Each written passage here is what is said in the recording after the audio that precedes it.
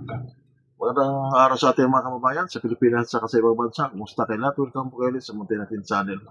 Magbigay lang tayo ng opinion at reaction. Balik tanaw lang ito sa dating unit team. So dito, nakakalungkot natin kasi kung natuloy-tuloy sana yung unit team na yun, siguro maganda na yung takbo ng ating ekonomiya dito sa ating bansa dahil magkatulungan yung mga Marcos at saka Duterte. Nga lang kasi dito, sadyang mapagbiro yung tadhana dahil dito hindi naman talaga totoo magkakalaban sa politika itong dalawang grupo na ito dahil unang-una napalibingan ni dating Presidente Duterte yung kanyang tatay sa libingan ng mga bayani. Sa tagal ng panahon hindi nalibing. So, at pagkatapos naman doon nabuo yung unit team.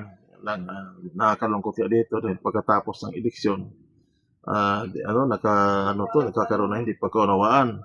Ang tingin kasi natin dito naman kasi may mga tao kasi na unang-una yung mga grupo ng mga kulay-kulay na yan. Hindi na tayo mababanggit ng mga pangalan basta may mga kulay, alam na natin yun. Dahil dito kasi, kung tuloy-tuloy yung samahan ng Marcos Duterte, talagang mahirap kalabanin dyan kasi kung matapos ang termino ng mga Marcos, Duterte na, pagkatapos ang mga Duterte, is Marcos naman. So, ano nangyayari dito? Gumawa sila ng paraan. Yung paraan na mabuwag yung samaan.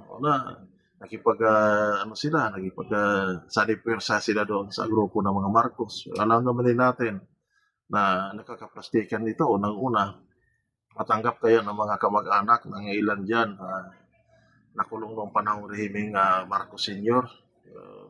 Atin naman ito, hindi pa maghilom yung sugat nila.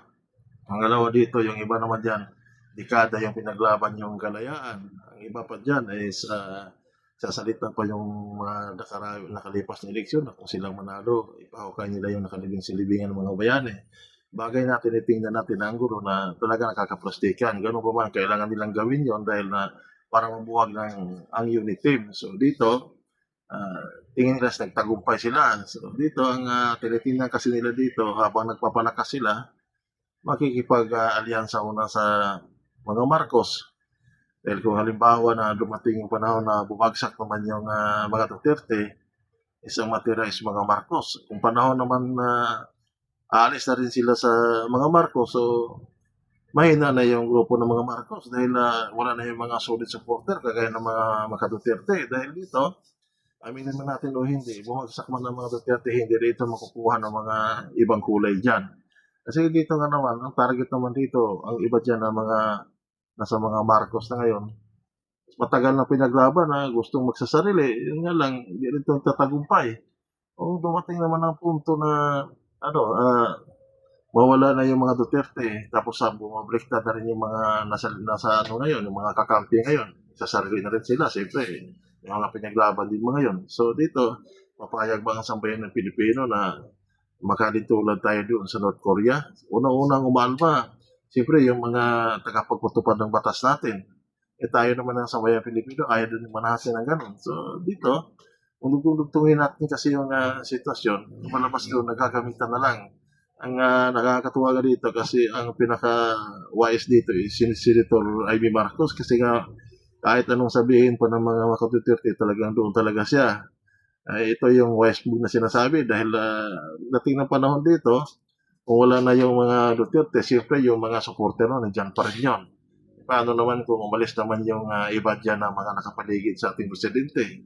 Di na yung samahan. So ito, kahit paano naman, may access si Senator Amy doon sa mga Duterte. Kahit sabihin naman na anong mga sinasabi sa kanya, tanggapin na yun. Kasi nga may siya. May target siya, katunayan nga, nananalo siya nung nakalipas na eleksyon dahil sumapi siya sa mga Duterte. Dito naman sa atin, tuloy natin ang laban natin sa mahinahon na pamamaraan, ayaw doon natin ang kaguluhan. Hanggang pa rin natin at pinagdarasan natin na magtagumpay naman yung administrasyon ngayon. Marami naman pangyayari, hindi natin inasahan na kahit magdadalawang taon na lang, malay mo, magkakaroon pa rin ng pagbabago. So dito, mga plano kasi sa buhay natin, kahit sa sarili natin dyan, may mga bagay na hindi natin inasa na kusang na lang dumarating. Sa ngayon naman dito is tayo, darasal din natin, Sana maayos naman yung takbo ng ating pamumuhay. Yan ang pinakamagandang paraan. Ang pakikipaglaban natin hindi lang para sa atin kundi sa sunod na henerasyon. Maraming salamat, mabuhay po tayong lahat. God bless.